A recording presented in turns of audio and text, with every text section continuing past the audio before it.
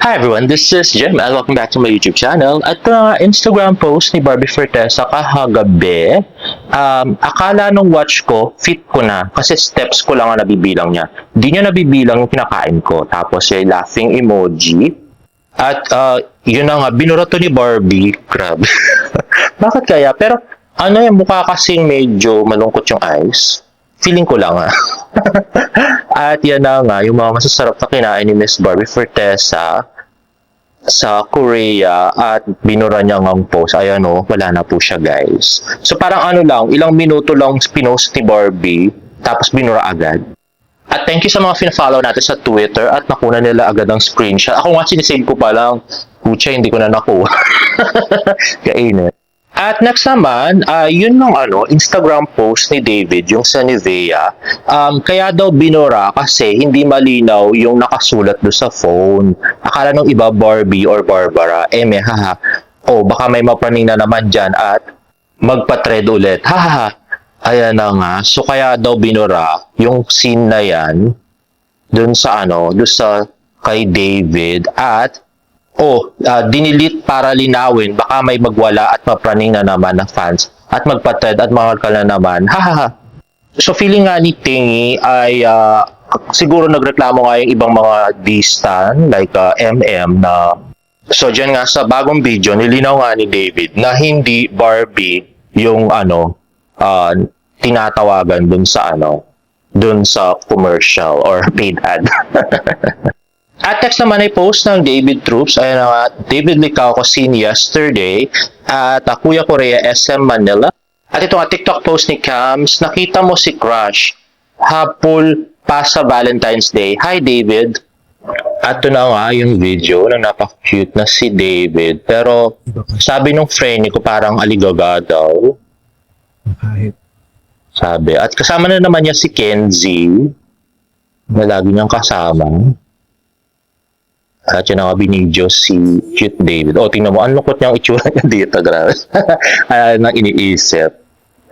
Sabi ng friend ko. Ayan na nga. Cute, pero mukhang malungkot.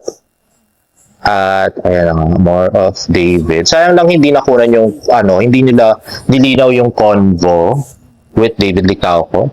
So, yun guys, yung mga nagsabi na alis pa si David ng madaling araw. Nandiyan na naman siya. Nire-reality check tayo guys, no? Nandiyan na naman siya sa Kuya Korea SM Manila kahapon. So ni-reality check tayo ni David na hindi ako pumunta saan. Na fact check tayo guys na hindi siya pumunta sa South Korea. So mukhang wala nga siyang balak sumunod kay Barbie sa South Korea. At yun lang. So mukhang nag-aalalay niya yata si Kenzie, no? Si Kenzie na nagbibit dito mga pinamili niya. Ang kanyang PA na yata niya si Kenzie. Ayun na nga, more videos of David Licauco coming from David Troops in SM Manila yesterday. Ayan, POV, lumapit si Crush sa table nyo para makipagkwentuhan. Ayan na nga. So, the handsome and cute David Licauco na, ay sana maliprid tour mo para alam natin kung anong sinasabi niya. Grabe. Oo, no? Sino may mga nagliliprid dyan, no? Para malaman natin anong pinag-uusapan niya. At saka ng mga troops niya, no? Diba? Ang haba pa mo nung convo. Diba? So, nananawagan po tayo sa mga nag-lip-read. Pa-lip-read po to, sinasabi ni Mr. David Licauco.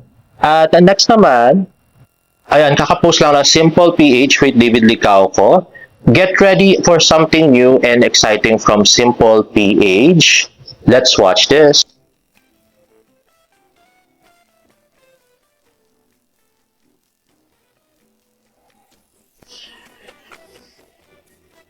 From a trip, random na bagay. Feelings.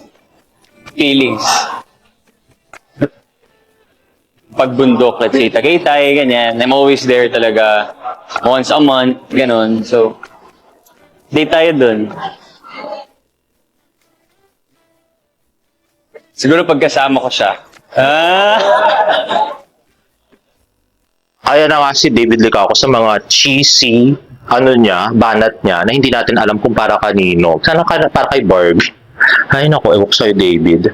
At next na ay ito, medyo trending to kagabi sa Twitter.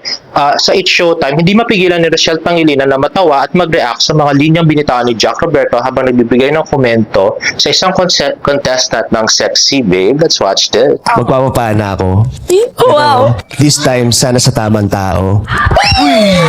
At dahil nga sa comment ni Jack Roberto na yan, ay nanggigil na naman ang mga fans ng Barda. Sabi ni KDR, sana panain ka sa tamang tao. Na? Talaga ba?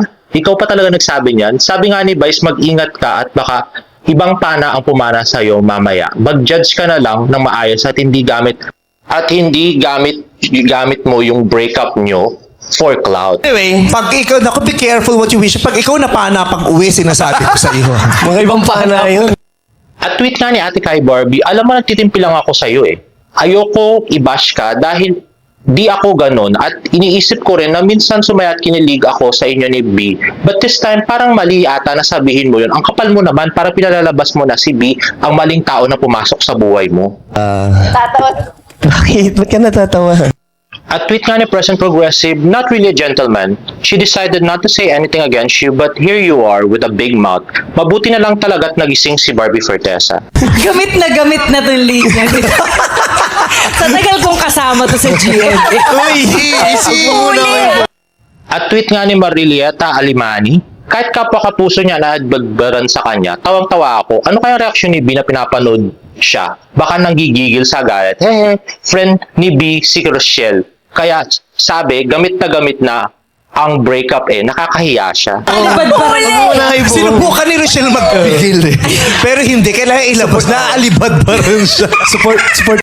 Ayun na nga. So yun nga pinagigilan nila kasi parang si Barbie yung may mali. Samantalang siya yung siya yung napabilitaang nag-cheat, 'di ba? Grabe. Ang kapal ng mukha. At next naman ay basketball video ni David Licauco at kasama niya na naman nga si Kenzie na pinost sa TikTok na mababa ang engagement. Nitong video to. Ayan nga, napaka-cute na si David Licauco na nagpa-picture with isang fan. And lastly nga, TikTok video ni David Licauco na Nivea, nilangaw sa TikTok. Ayan na nga, parang may 875 likes lang siya, unlike mga iba niyang video. At meron lamang itong 8,024 views. Grabe. Posted ito guys, 13 hours ago. Tapos ganun nakababa yung views. Grabe. Pang starlet level of engagement yun guys. Grabe. Ayun na nga guys. So lagapak na lagapak nga ang engagement ni David Licauco ngayon dun sa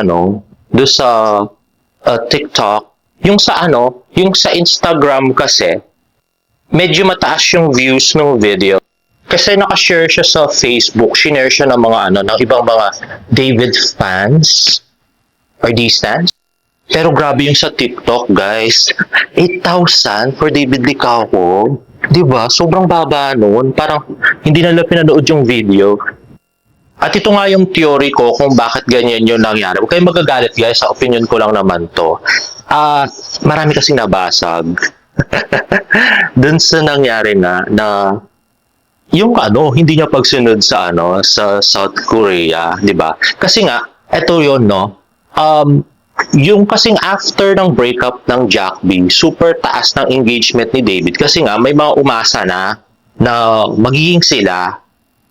Kasi yun kasi sinasabi nung yun yung mga sinasabi nung mga vloggers, 'di ba? Si KJ una-una na diyan, tsaka ibang vlogger na magiging sila na dahil nga wala nang Jack B, wala na din siyang jowa. Di na una siya nag-announce na wala siyang jowa. O tapos after that si Barbie naman na nag-announce ng January na wala na rin siyang jowa. O di may mga umasa na. Kaya lang ang problema na reality check tayo. Kasi kung totoo yung mga narratives nila KJ at saka ng ibang vlogger na nagkakamubtutihan na yung Barda at parang sa stories nila parang magjowa na, di ba? So, kung pumunta si Barbie doon ng Valentine's Day sa South Korea, ini-expect ng mga tao talaga susunod si David. Kasi nga, yun na yung narrative nila KJ. Marami na niwala. At taas nga ng views ng mga videos ni KJ, di ba? Tsaka ng mga ibang vlogger. Kaya lang si David, reality check tayo. Di ba? Nagpakita siya sa BGC, nagpakita siya sobra, nagpakita sa BGC, nagpakita ngayon sa SM Manila, Kuya Korea, o di ba? Parang, pak, ay hindi po ako yung kasama ni hindi pa ako sumunod kay Barbie sa sa South Korea. So parang dinibunk niya na rin yung theories na nagkakamabutihan na sila ni Barbie na parang may relasyon na sila. At parang ang laking sampal din nun sa mga fanay. Lalos na ngayon ang daming CVs or casual viewers na biglang pumunta sa Barda kasi nga kinilig sila nung nalamang breakup na yung Jack B. At saka ang daming nanonood ngayon ng mga lumang Barda videos dahil nga nakita nila na may chance na maging magjowa nga yung Barda. Ni-reality check nga tayo ni David. So parang ni-reality check na rin tayo na sinabing lang po kami, magkaibigan lang po kami, magkatrabaho lang po kami, hindi po kami magkarelasyon ni Barbie. Hindi maganda sa love team yun, guys. Big no-no sa love team yun. Kasi kinikilig nga yung mga tao dahil nga merong reality na pwedeng maging sila. Kung si David nung una pa ay sinabi na wala talaga siyang interest kay Barbie Fortesa at never niyang liligawan si Barbie Fortesa, hindi na mag-iisip yung mga tao. Kaya lang, ang problema naman nun, wala na rin susuporta sa love team nila kasi hindi nakikiligin yung mga tao dahil isipin nila, dahil nga sobrang bagay nila, yung fantasy nga ng mga tao na maging sila, binasag na ni David Licauco. So yun ang big no-no sa mga love team, grabe. At ito pa, kung magpapakilig man sila ni Barbie Fortesa sa mga susunod na project nila, katulad yung close-up video niyan, tapos yung pang movie nila, kung magpapakilig man si David, kailangan niya mag-work harder ngayon dahil nga binasag niya na yung fantasy ng mga tao na pwede maging sila ni Barbie. Well, madali lang yan kung talagang gusto niya si Barbie Fortesa. Di ba? Tutuhanin niya na. Kung hindi, yun ang mahirap doon. Kung hindi niya naman talaga gusto si Barbie Fortesa at ini-etchus niya lang yung mga tao, mahalata na ng mga tao yun. Kasi nga, binasag niya na. Di ba? Hindi niya na pwedeng pekiin yung pagpapakilig kasi hindi na siya magiging ganun ka-effective dahil nga basag na yung mga tao.